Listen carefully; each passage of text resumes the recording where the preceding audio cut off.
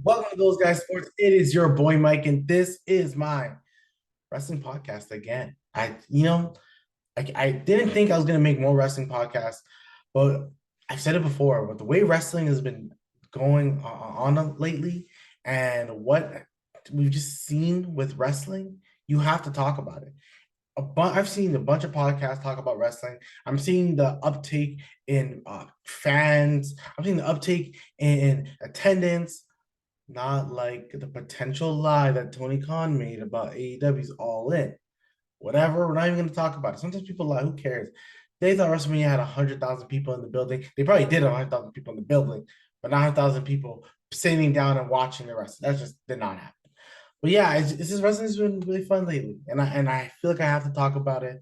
I'm going to talk about. I'm really going to talk about what I believe. And I think the main thing I'm gonna do today is how I think the world title that's held by Seth Rollins should be done going forward. Who should be holding the title? What does it look like by WrestleMania 40? That's what I want to talk about as well. But I want to get to the first news. Before I get to first news, make sure you like and subscribe. The first thing is about Jade Cargill. There is a report from Fightful Select that she is coming to WWE. She has a match on Rampage with Chris Statlander, and it's for the TBS title, which she'll probably lose. But what the thing with her losing, she's the same person who was on like a 50-0 run. So I don't know how she's gonna lose two matches in a row because she lost her last one technically. I guess she can lose this one. And it just makes you think like, okay, I guess it's her swan song, her exit is to take another loss, let Chris look stronger. That's what I'm gonna assume. But yeah, and then the rumor is that she's gonna be going to WWE. They're saying that like it's already set, and when she comes, she's going to the main roster. Now, when we're talking about her going to the main roster, there's multiple matches that we already see. Her and Charlotte, her and Becky, potentially her and Bailey. But the match that everyone's gonna want to see is her and Bianca. Have we already set up a WrestleMania 40 match in Bianca and Jade Cargill? I have a potential thing that I want to do. Okay. With this type of match or with these people, I'm thinking she comes in, she debuts, she's shown great, whatever. And I want to say she helps a Bianca Belair. I'm all for long-term storyline. I think this should be WrestleMania 40. I'm talking about WrestleMania 41. Whatever. We can make it quick. She joins Bianca.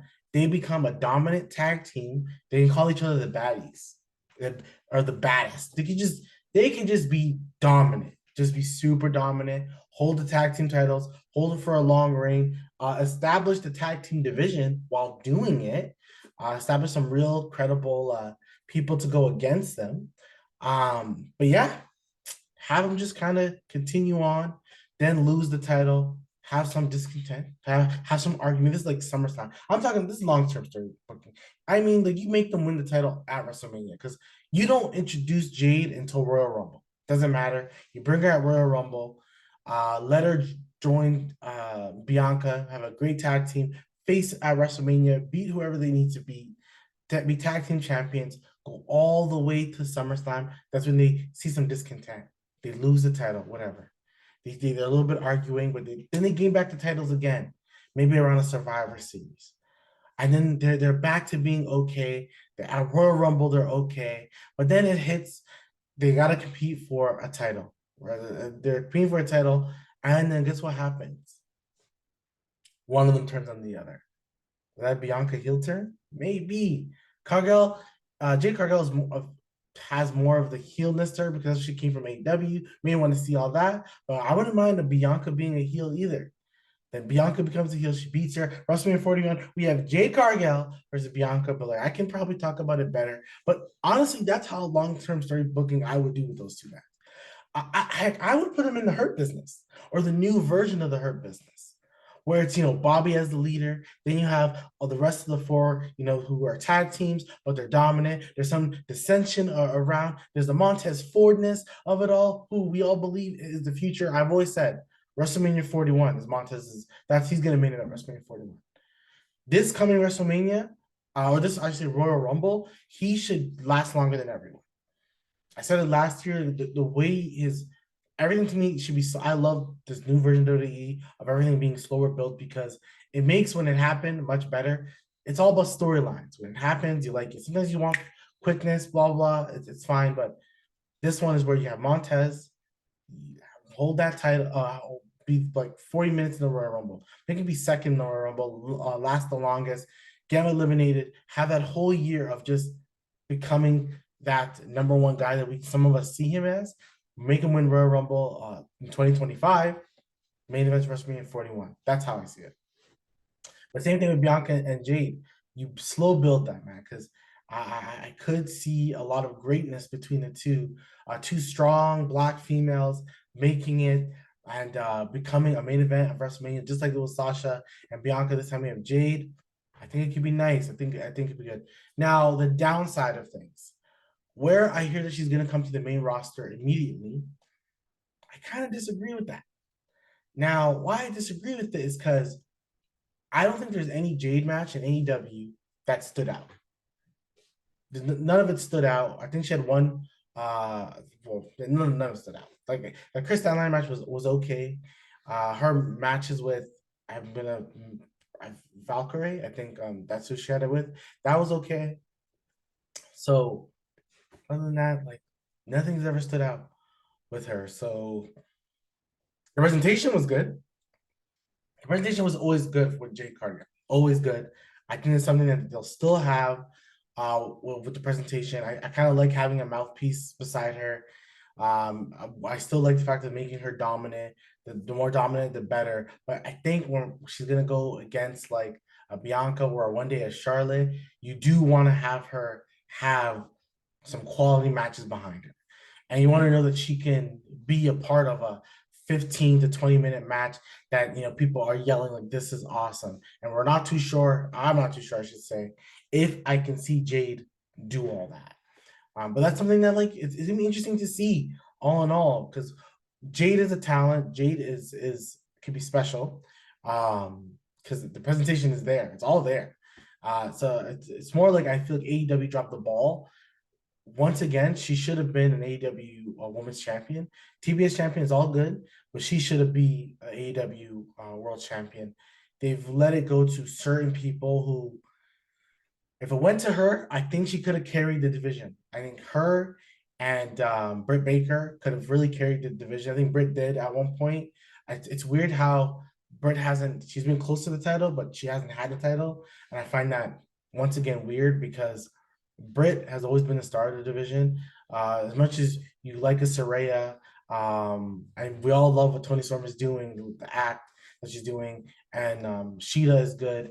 Now Rose is good, but it just seems weird that Britt and Cargill, that's a main event. Like you can, the way Britt's the best woman's character that they have, and she's been the best. No one has really competed with that.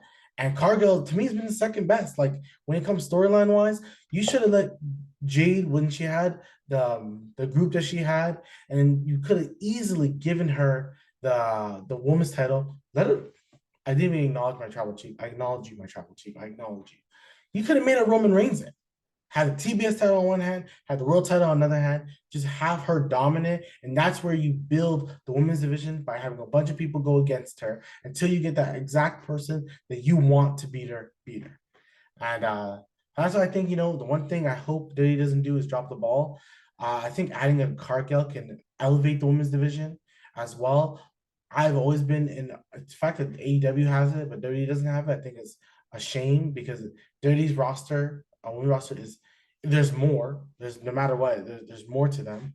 So I would like to see them have an intercontinental title, like a women's intercontinental title, women's US title. They can call it they can call it the can't call it the European title or something, but you can just name whatever you wanted to name it. I think it's possible. I think that's another title that can go to all three brands, and I think they could do a better job. With the tag team title, they could do a better job because the one thing like NXT had was a great women's tag team division. They had a really good women's tag team division, but you took that out. You have the only one, which is fine, but then you kind of want to see them compete in all three brands and Because that's the only way you can, increase the value of each woman, increase the titles when you do all that. So it's something that I would have liked to see. So I'm hoping that if they do bring a mid card title, it's one of those we're about to have a 36 or no, most going to be a 32 woman tournament that's going to be crowned at WrestleMania. These are some of the things that I would think of doing. You establish a mid card title, and then at the WrestleMania, either go 4-way for WrestleMania for the title, or you go two people. I always think that like the first person that should hold is Liv Morgan for some reason. I just think that she would bring the most value at the current stage. Her or Bailey will bring a lot of value to the title. But yeah, that's my Jade Cargill rant and what I think she can do with WWE. Now on the opposite end, AEW, Christian Cage has been talking about it. He keeps making reference to it. And there was a report yesterday, that Edge was in the roster, the internal roster, and then he was moved out of the internal roster. And I think a lot of people are saying this man is going to AEW. Now, I'm going to be negative about it. The thing with WWE wrestlers jumping ship to AEW, it's like you do what's best for you in your career, right? Now, if he goes to AEW, I don't know what is, unless he wins the title, right? But if that doesn't happen, yeah, he can have great matches with Moxley, MJF, Adam Cole, Omega. He can be a tag team with Christian again. I'm not sure if we want to see a Hardys in them, but maybe why not? Maybe a them versus the Young Bucks, them versus FTR. I heard he's very close to those guys, so like that can still happen, right? So there's still good matches that can happen with Edge being there. And I don't think WWE fumbled the bag when they had Edge. I think when it comes down to it, the guy behind me's title reign just was it was more important to establish the man behind me than anything else. That's why it's good that they have the world title on Raw, because then it builds more. But yeah, so I just think that happened. Could Edge face a Seth Rollins and win the title and establish the title more? Yeah, he can do all that. But I think probably with Edge, I personally think the best version of this version of Edge is him competing against a bunch of young guys. Have a feud with an Austin Theory. Go like 3 matches deep with an Austin Theory. Build Austin Theory. Build a Grayson Waller. Build a Grimes. We haven't seen him in a while. Build some of the mid cards, and I think like Edge would be the best version of that for the next like 2-3 years, just establishing the mid card. I think he can be a great person for that. I think AJ Styles can be a great person for that. Just building a bunch of the future, building the future while establishing themselves as great wrestlers, which they already are. But I just think with Edge going to AEW, like I said, he can have multiple matches. I just don't see it being like when he goes there, it's going to be fine and cool. But then other than that, it's going to kind of be like, okay, cool. And I think a little bit could be of the whole CM Punk thing. Like that rub just didn't go well. The problem is if a former WWE wrestler comes to AEW,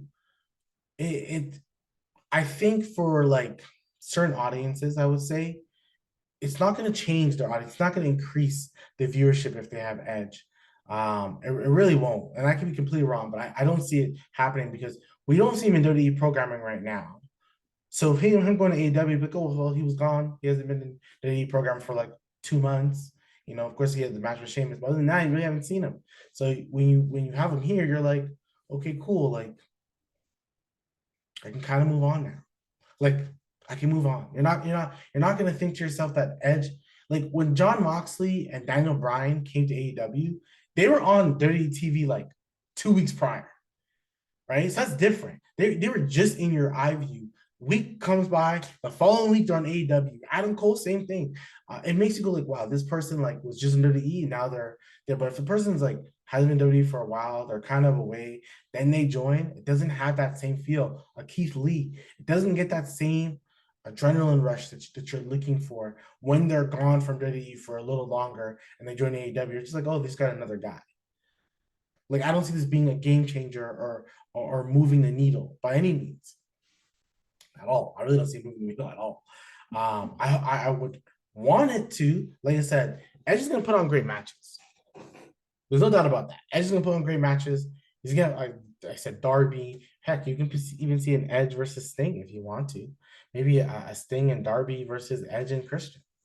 Um, that's something we could see as well.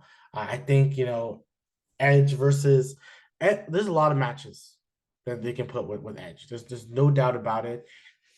Mr. Adam Copeland is a legend, so it doesn't really matter what he does. He could be done with WWE. He said he probably wants to retire soon, but I think he also wants to compete. But yeah, I just don't know. And after I just talked up Jade Cargill, mind you, I think Jade Cargill coming and Edge going is probably the same level. I know that sounds really bad, but like it's the same level based off the way WWE has treated Edge to then him going to AEW. If Edge was like one of the top guys, facing for the title, and then 2 weeks later goes to AEW, that's a big deal. It's kind of when Kurt Angle did it. Kurt Angle was a top guy in WWE and went to TNA. So you were like, damn. He went to Christian Cage was they're trying to limit, but he was still very popular. Then like moments later was in TNA. Like that stuff is like, okay, they're cooking something here. They're building something here. But where my one of my bigger issues with AEW is that I feel like they're not building the young stars. I was into a podcast and they were talking about the young stars. I don't see I don't see, it was the Masked Man with Kaz and David Shoemaker, which I listen to all the time. They talked about it. They talked about the fact of the best thing for AEW is to build the young stars. But they named a bunch of young stars, and you didn't believe that this person could hold the title next year. There's so much guys that you still feel like you have to bring up. Like Ricky Starks is the one young guy that I think like his future is still there. Darby, I can see him holding the title. But other than that, no way Sammy Guevara, no way Jack Perry. Like there's just not who else is there. MJF was the best person that they've built from like ground up, like built him to be what he is, to make you realize that like, that's a guy that you want to continuously watch.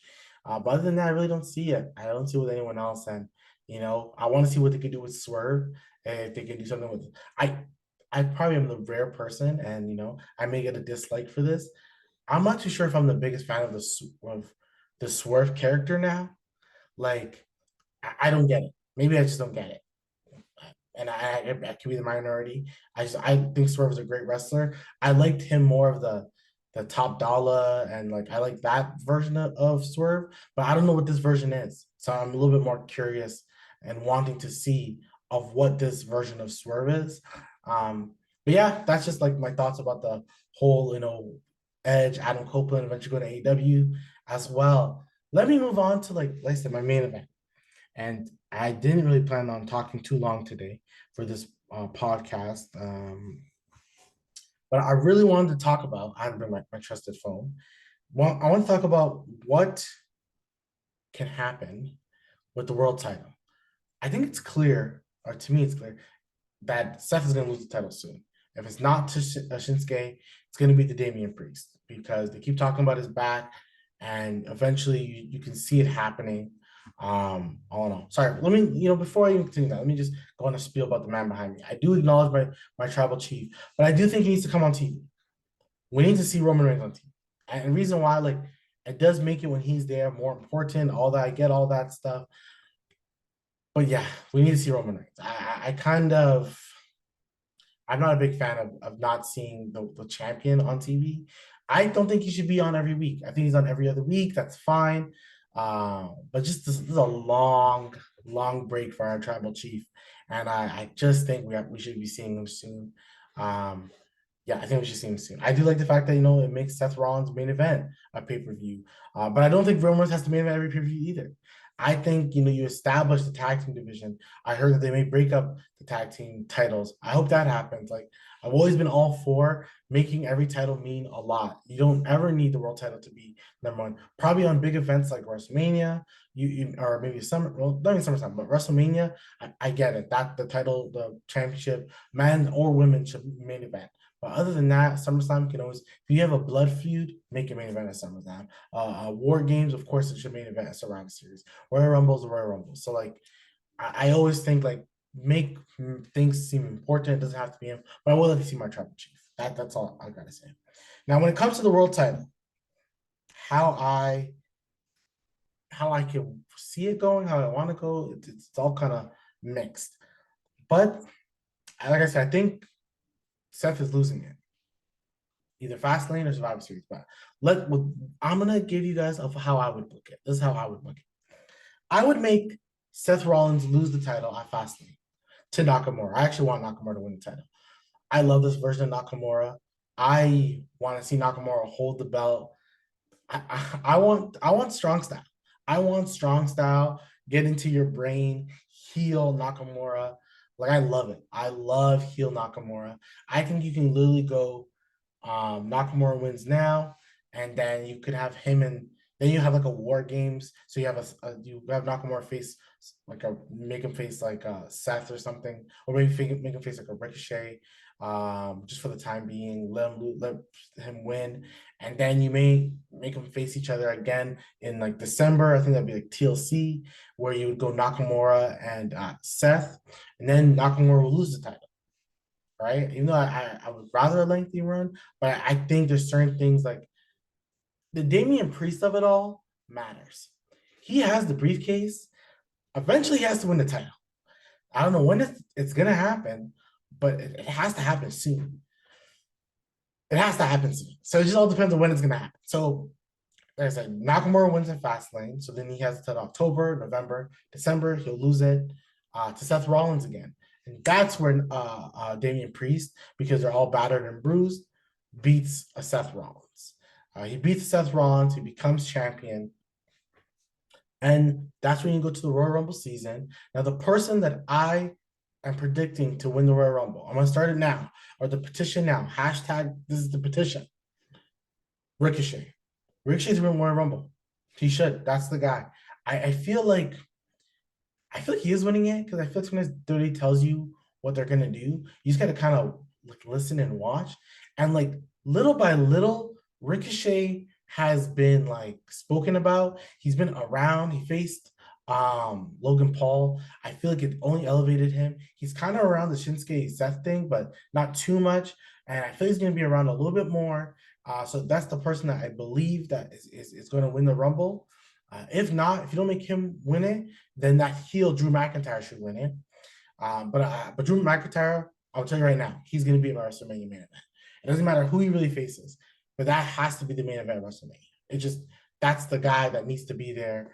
Either he has to have the title or not. But the way I said, Damian Priest will he'll have the title, and then probably go into Elimination Chamber. And unfortunately, he has to be a transition champion. I would still do something big with Damian Priest at a WrestleMania. Maybe you make him face Finn. Maybe that's like their blowout. They have to go against each other. And that's still a big match. You make them, end the Judgment Day with one of those two on top. And then you would go, but I make Drew McIntyre win the title at Elimination Chamber. And then you go Drew and Ricochet.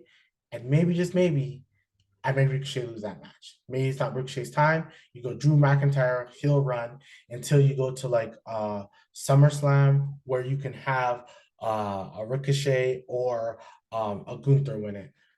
When it comes to Gunther WrestleMania, I don't think he should be facing for the title yet. I think that next year SummerSlam, that's when you crown him. That's his moment. Especially if you were to go back to like the UK or something, that's where you crown him. You count him there, but I think Gunther and Brock Lesnar should be in pen at WrestleMania 40. In pen. That's how you elevate Gunther even more. So you just make him the future beast of the future Brock Lesnar, to say that when he's gonna be on top soon. So everyone pay attention and notice that this is the guy that we're putting our eggs. That's the basket we're going to. So yeah, so that's how I would book it. So like I said, Nakamura wins, loses it to a Damian Priest, or loses to Seth, where then loses it to Damian Priest. The thing, it doesn't matter. Damian can beat Nakamura, he can beat Seth. It really doesn't matter. When you're cashing in, it's a heel move. It doesn't matter if you're, even when Big E did it, it's still a heel move. Like it's a heel move to cash in the title on a broken person. So Damian wins it. Then I think you give it to Drew McIntyre. Drew McIntyre takes it, and then a Ricochet.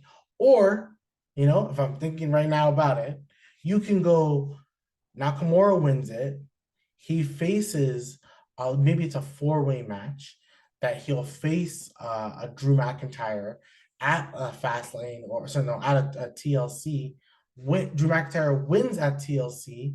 Drew McIntyre takes the title to WrestleMania and faces Ricochet, and that's where Ricochet wins it. And then you kind of keep Ricochet with the title for maybe 2 months, right before Money in the Bank, and then that's when Damian Priest catches it on the Ricochet to keep the heel with the title. But I think WrestleMania for sure. I think Ricochet is going to win the Royal Rumble, but if not, Drew McIntyre got to win it. But Drew McIntyre has to be in the main event picture at WrestleMania for the world title. It just has to happen, and that's what they're gearing to. That's where they're going for. I think they're also going for a Drew McIntyre Cody Rhodes feud. I'm thinking Cody Rhodes is going to SmackDown, but I also think it's going to be Kevin Owens. One of those guys are going to SmackDown, and Drew McIntyre is getting very angry. You can tell that he's going to come after a Cody Rhodes. You can see it, like it's seething in him. And of course, there's a bunch of contract disputes, and I feel like Drew McIntyre is a guy. Once again, I just talked about Edge.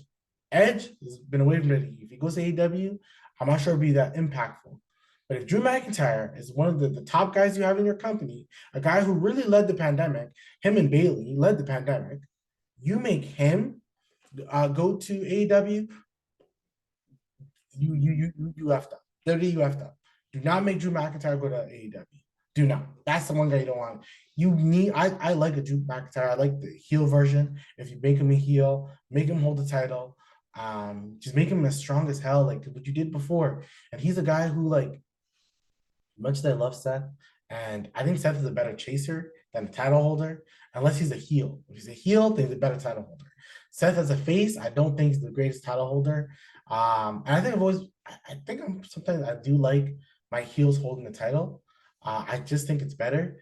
It's better for storyline. And then you make, the big four. That's when your face wins. That it just made it's an old school Hulk Hogan type of arc, Bret Hart type of arc, Shawn Michaels type of arc, like Austin Rock type of arc, like John Cena. It's really the top guy type of arc.